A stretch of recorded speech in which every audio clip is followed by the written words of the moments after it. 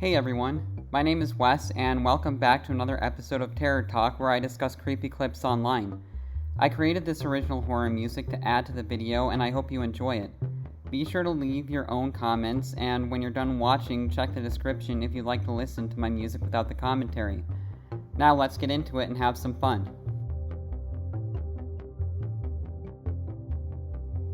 This was in 2016. I was living alone in a small home on the countryside. Rarely would anyone come by my house unless it was a delivery person. This day, I had gotten out of work at 8 and Do you live alone, or have you ever lived alone?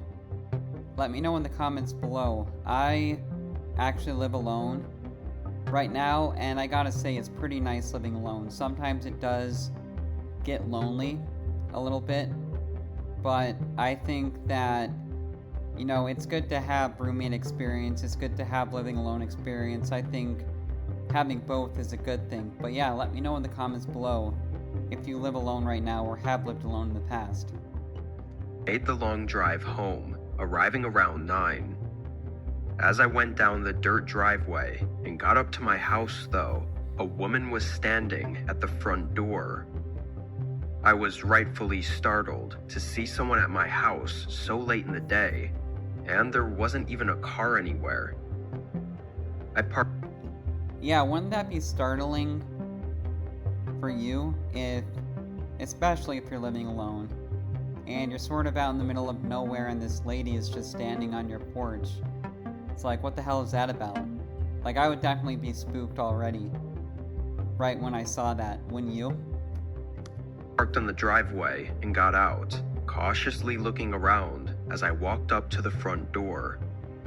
The woman looked like she was in her late 20s and had a large smile on her face, waving at me as I approached her. Speaking of Smile, if you haven't seen it yet, I would definitely recommend going and watching the first Smile.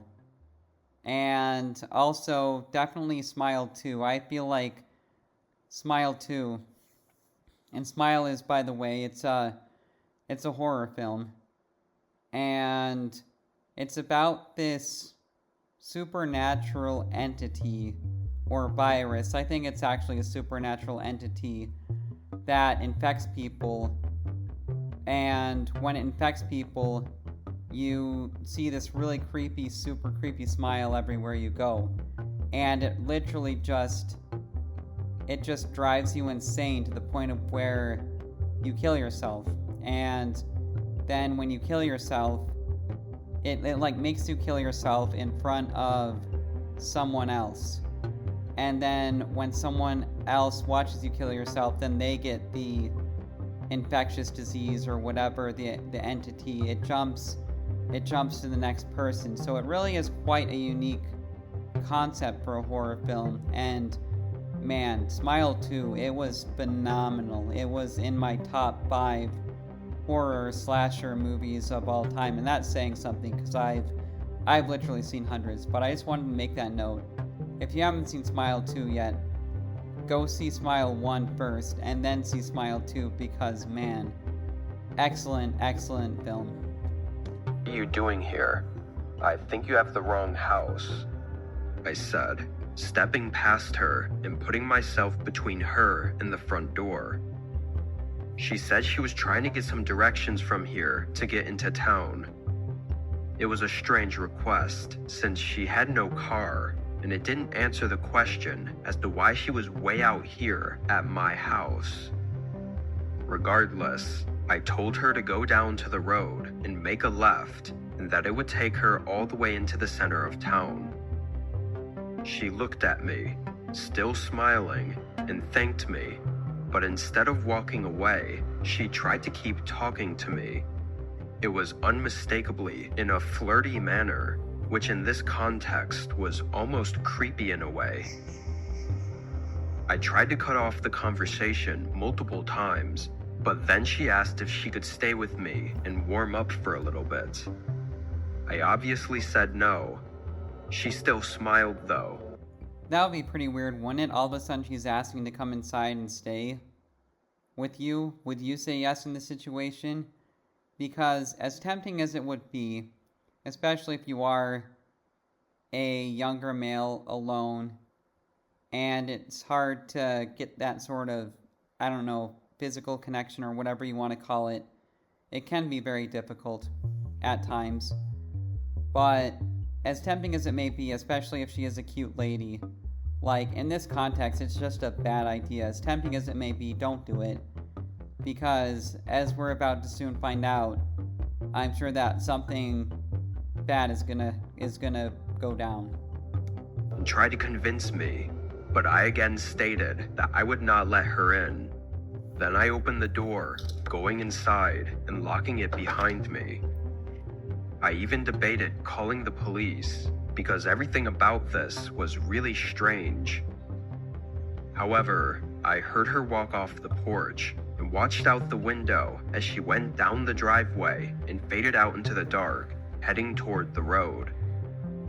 Seeing she finally left, I left the window and grabbed a drink, then sat on the couch and tried to forget about it.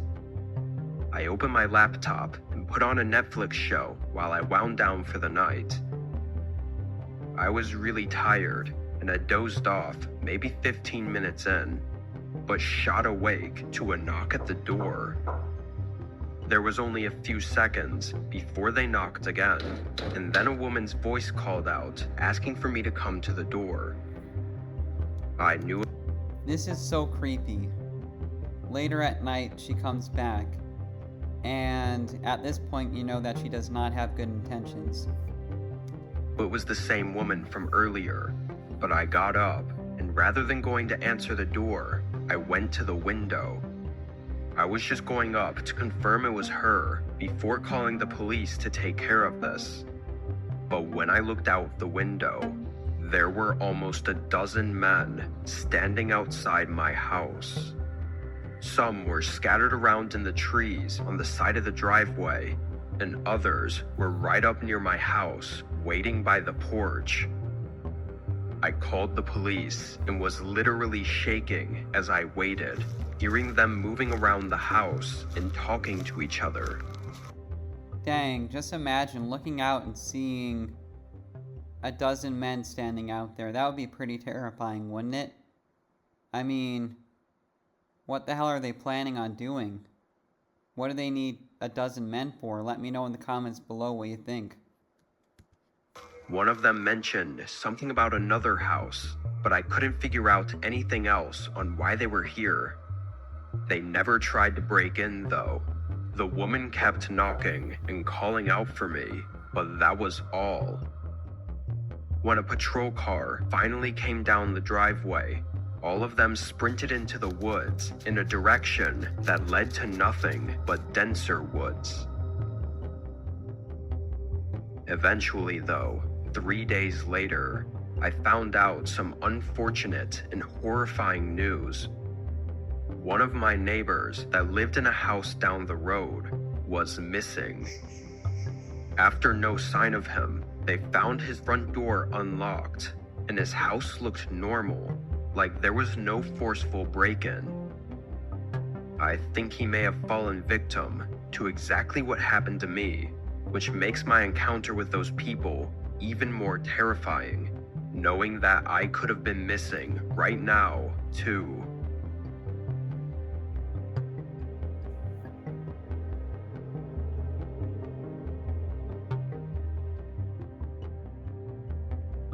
Yeah, so this just goes to show you that you really need to be careful about who you let into your house, especially later at night. Because most bad things happen later at night, and you should never be letting a stranger into your house anyways, no matter the circumstances, even if it seems like they're in great peril or danger or whatever it is. You definitely just don't want to let anyone in, because it's just a bad idea. So I thought this was a good creepy story, and I enjoyed the video, and I hope you enjoyed my commentary, and I will see you in the next video.